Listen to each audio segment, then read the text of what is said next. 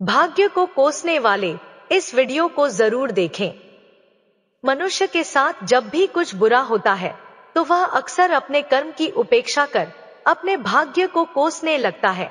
वह बात बात पर यह कहता नजर आता है कि मेरी किस्मत ही खराब है। वह यह भूल जाता है कि भाग्य का धागा उसके कर्मों से जुड़ा है जिसे वह अनदेखा कर रहा है। मित्रों, एक छोटा सा गांव था। उस गांव में भोला नामक एक मजदूर रहता था। भोला दिन भर मजदूरी करके अपने परिवार का पालन पोषण बड़ी मुश्किल से करता था। भोला अपनी जिंदगी से बहुत परेशान था। वह सोचता था कि दिन भर मजदूरी करता हूं, तब भी परिवार का पालन पोषण सही से नहीं हो पाता है। भोला अपने आप को हमेशा कोसता रहता था। वह सोचता, काश अच्छा काम मिल जाता तो वह भी अन्य लोगों की तरह जीवन व्यतीत कर पाता। भोला को लगता था, हर दुख मुझे ही आकर क्यों घेरता है, हर झंझट मेरे ही सर क्यों पड़ता है। एक दिन भोला मजदूरी करके शाम को अपने घर की तरफ जा रहा था। तभी अचानक उसकी नजर जंगल में एक शेर पर पड़ती है। वह शेर शिकार को पंजों में दबाए हुए एक पेड़ के पास आकर बैठ जाता है और वहीं पर अपने उस शिकार को खाने लगता है। जब वह परेशान आदमी उस शेर को देखता है तो कहने लगता है कि क्या जिंदगी है इसकी यह शेर की, क्या मजे का जीवन जी रहा है। ना इसे खाने की चिंता, ना पीने की, ना पहनने की और ना ही परिवार की चिंता है। शिकार करता है और मस्त खुली हवाओं में कभी इधर घूमता है, कभी उधर घूमता है। सारे दिन जंगल में यूं ही मस्ती करता रहता है। असल जिंदगी तो यही है, असली जीवन तो यह शेर जी रहा है। और फिर भोला आसमान की तरफ देखकर जोर जोर से चिल्लाता है कि काश मैं भी एक शेर होता तो मुझे भी कोई दुख ना होता, मुझे भी कोई परेशानी ना होती। काश मैं भी शेर होता। जब भोला 2 से 3 बार जोर जोर से चिल्लाता है कि काश मैं भी एक शेर होता तो मुझे भी कोई दुख ना होता, मुझे भी कोई परेशानी ना होती, तो अचानक आसमान में बिजली कड़कने लगती है और आसमान से आवाज आती है कि हे इंसान, क्या यह हमने सच सुना कि तू हमारी दी हुई जिंदगी से परेशान है और तू एक शेर बनना चाहता है। तो इस आकाशवाणी को सुनकर भोला हैरान रह जाता है और आसमान की तरफ देखकर कहता है, हाँ, मैं सच में अपनी इस जिंदगी से बहुत परेशान हूं, क्योंकि हर परेशानी मेरे साथ ही है, हर दुख मुझे ही है, हर समस्या मुझे ही घेरती है, सारी तकलीफें मुझे ही मिलती हैं। तो आसमान से फिर आवाज आती है, हे इंसान, एक बार फिर सोच ले, हमने तुझे बड़ी प्यारी जिंदगी दी है, लेकिन अगर फिर भी तू चाहता है कि हम तुझे शेर बना दें तो हम तुझे शेर बना देंगे। लेकिन अगर एक बार हमने तुझे शेर बना दिया तो फिर हम तुझे शेर से दोबारा इंसान नहीं बनाएंगे। यह सुनकर भोला तुरंत जवाब देता है कि मैंने अच्छी तरह से सोच लिया है कि मुझे शेर ही बनना है, और एक बार शेर बनने के बाद मैं दोबारा कभी नहीं कहूंगा कि मुझे इंसान बनना है।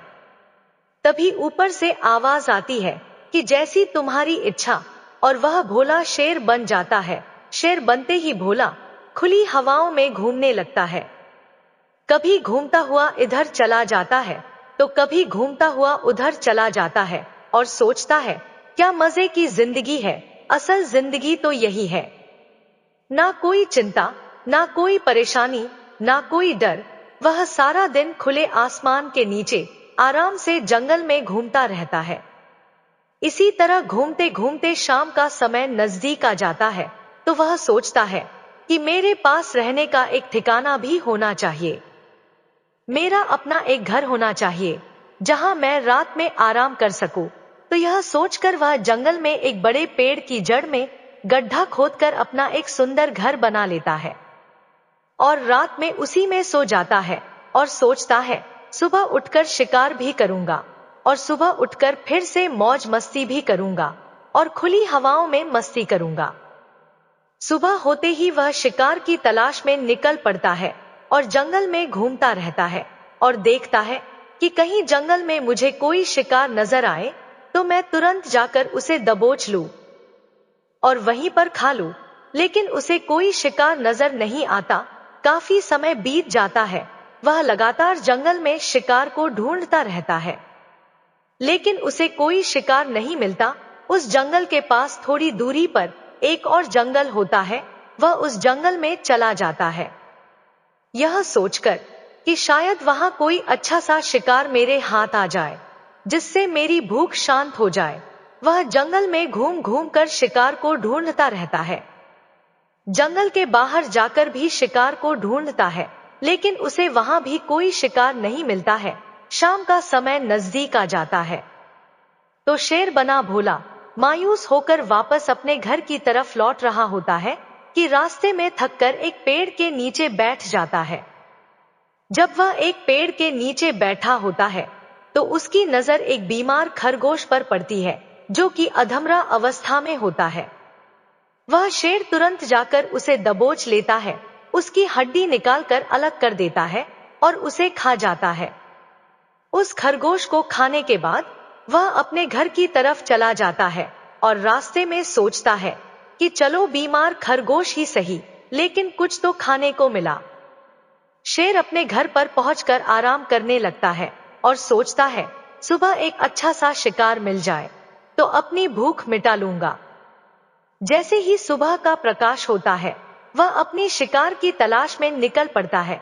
अपने शिकार की तलाश में वह घने जंगल में भटकता रहता है, लेकिन इतना भटकने के बाद भी आज फिर कोई शिकार उसके हाथ नहीं लगा। काफी समय बीत जाता है, तो वह पहाड़ियों की ऊंचाइयों पर जाकर अपनी तेज नजरों से शिकार को ढूंढने की पूरी कोशिश करता है, लेकिन उसे कोई भी शिकार नजर नहीं आता है। फिर शेर पास के दूसरे जंगल की तरफ चला जाता है, लेकिन उसे वहां भी कोई भोजन नहीं मिलता है। इसी प्रकार पूरे दिन जंगलों में घूमते घूमते शाम का समय नजदीक आ जाता है, तो वह निराश होकर भूखा वापस लौटने लगता है और रास्ते में एक पेड़ के नीचे आकर बैठ जाता है और सोचता है शायद आज फिर कोई बीमार खरगोश मेरा इंतजार कर रहा हो। लेकिन मित्रों, कहते हैं कि हर बार किस्मत मेहरबान नहीं होती है। आज उसे कोई बीमार खरगोश भी नहीं मिला। वह थक हार कर वापस अपने घर की तरफ चल पड़ता है और घर पर पहुंचकर भूखा प्यासा ही सो जाता है और सोचता है कल सुबह एक बड़ा सा शिकार पकड़ूंगा और आज की भी भूख मिटा लूंगा। भूखा रहने की वजह से कुछ ही दिनों में वह बहुत कमजोर हो जाता है। रात को वह अपने घर में गहरी नींद में सोया होता है कि तभी अचानक एक भयानक तूफान आ जाता है और तूफान की हवा इतनी तेज होती है कि जंगल के बहुत से पेड़ों को उखाड़ देती है और बहुत से पेड़ टूटकर गिर जाते हैं। पूरा जंगल तहस नहस हो जाता है। तूफान के बाद तेज बारिश शुरू हो जाती है। बारिश के कारण उस शेर के घर मतलब उसकी मांद में पानी भर जाता है, जिस कारण वह अपने घर से बाहर निकलता है। बाहर तूफान के टूटे पेड़ पड़े होते हैं। वहां पर नीचे एक नौकदार लकड़ी पड़ी होती है, जो उसके पंजे में गड़ जाती है और उसे बुरी तरह घायल कर देती है। तेज बारिश होती रहती है, पर यह किसी तरह से पेड़ों के नीचे छुपकर बैठा रहता है। बड़ी मुश्किल से इसकी रात कटती है। जब सुबह होती है तो बारिश रुक जाती है। बारिश के रुकते ही चारों तरफ चिड़िया चहचहाने लगती है। चारों तरफ हरियाली छा जाती है। नदियां और झरने तेजी से बहने लगते हैं। सब कुछ फिर पहले के जैसा हो जाता है, लेकिन यह शेर अब पहले के जैसा नहीं रहता है। उसका पैर बुरी तरह घायल हो चुका होता है। उसके पंजे में जो लकड़ी घुसी थी, उसकी वजह से उसका पंजा बुरी तरह से लहूलुहान हो जाता है। और मित्रों, मैं आपको बता दूं कि शेर का जो पंजा होता है, वह उसके शिकार को पकड़ने के लिए सबसे जरूरी होता है, क्योंकि शेर अपने पंजों से ही अपने शिकार को पकड़ता है, दबोचता है और फिर अपने नुकीले दांतों के माध्यम से नोच नोच कर खा जाता है। लेकिन अब इस शेर का पंजा पूरी तरह से घायल हो चुका था और वह पिछले कुछ दिनों से भूखा भी था। वह शिकार की खोज में थोड़ा सा घूमता है और सोचता है कि शायद फिर कहीं कोई बीमार शिकार मिल जाए, लेकिन कहां बार बार कोई बीमार खरगोश मिलने वाला था। वह कुछ देर तक घूमता है, लेकिन फिर भूख और दर्द के मारे थककर एक झाड़ी में आकर बैठ जाता है। वह झाड़ी में आकर बैठ तो जाता है, लेकिन उसे पता नहीं था कि यहाँ एक और मुसीबत उसका इंतजार कर रही है। और वह मुसीबत यह थी कि 8 से 10 जंगली कुत्तों का एक झुंड मिलकर इसे परेशान करने लगता है। जंगली कुत्ते इसके ऊपर आकर इसके घाव को नोचने लग जाते हैं। उन्हें भी पता चल जाता है कि यह शेर घायल है और भूख की वजह से कमजोर भी है और यह अब भाग भी नहीं पा रहा है। शेर जंगली कुत्तों बचने के लिए थोड़ा सा आगे भागता है और फिर दूसरी झाड़ी में जाकर बैठ जाता है। कुत्तों से पीछा छुड़ाने का प्रयास करता है, लेकिन वह फिर इसके पीछे आ जाता है, तो वह फिर भागकर थोड़ी दूर आगे चला जाता है, लेकिन वह उसका पीछा नहीं छोड़ते और बार बार उसके पास आकर उसे परेशान करते हैं और उसे पहले से ज्यादा घायल कर देते हैं। शेर फिर वहां से भागने लगता है और जैसे तैसे कुत्तों से अपना पीछा छुड़ाता है। अब शेर ठीक से चल भी नहीं पा रहा था, क्योंकि वह भूखा भी था और घायल भी था, तो वह चलता और थोड़ी सी दूर जाकर बैठ जाता। इसी तरह भूख और घायल हालत में एक दिन गुजर जाता है, दूसरा दिन भी गुजर जाता है और ऐसे ही तीसरा दिन भी गुजर जाता है। शेर की हालत और खराब होती चली जाती है। ऐसे ही कई दिन बीत जाते हैं, लेकिन इसकी हालत में कोई सुधार नहीं हो रहा था। उसकी हालत बद से बदतर होती जा रही थी। 7वें दिन जब शेर बिल्कुल खत्म होने की स्थिति में आ जाता है, उसके अंदर बिल्कुल ताकत नहीं बचती है और उसका शरीर उसका साथ छोड़ने लगता है और उसे जंगल में दूसरे जंगली जानवर भी परेशान करने लगते हैं।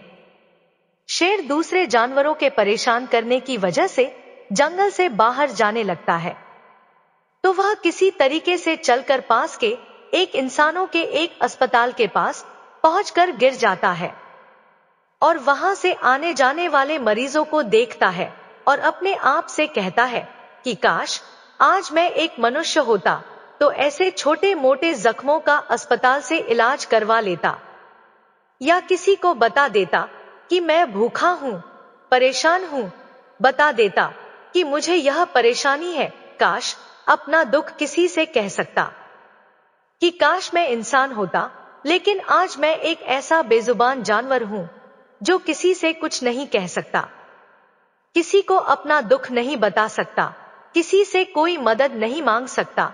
यही बात सोचकर वह वहीं पर अपना दम तोड़ देता है। वह अपनी जान की कुर्बानी तो दे देता है, लेकिन साथ ही हमें यह सीख भी दे जाता है कि आपको भगवान ने जैसा बनाया है, आप जैसे भी हो, अच्छे हालात में हो या बुरे हालात में हो, और उसी में बेहतर बनने की कोशिश करते रहो, ना कि इस बात से परेशान रहो कि काश मैं ऐसा होता, काश मैं वैसा होता, काश मैं यह बन जाऊं, काश मैं वह बन जाऊं।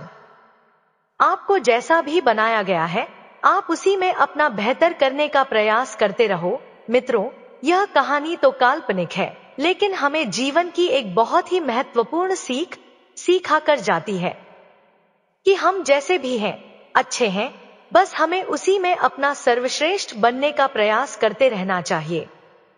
आपके जीवन में आई कोई भी छोटी मोटी चुनौती ईश्वर द्वारा की गई केवल परीक्षा मात्र है, जिसमें सफलता प्राप्त करने वाला भाग्यवान कहलाता है।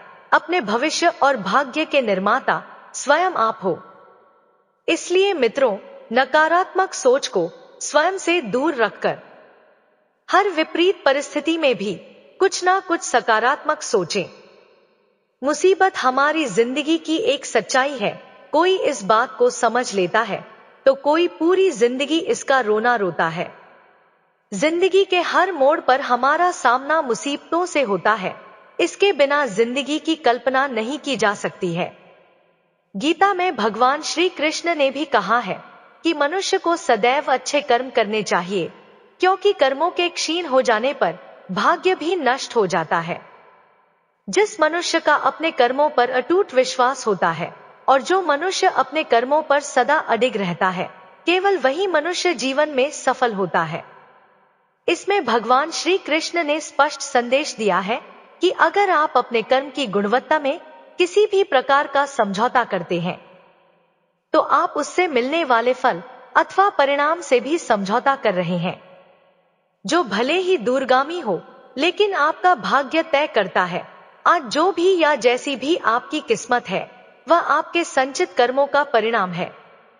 दोस्तों, वीडियो कैसी लगी आप हमें कमेंट बॉक्स में कमेंट करके बता सकते हैं, और वीडियो को लाइक शेयर करें, साथ ही हमारे चैनल को सब्सक्राइब करें।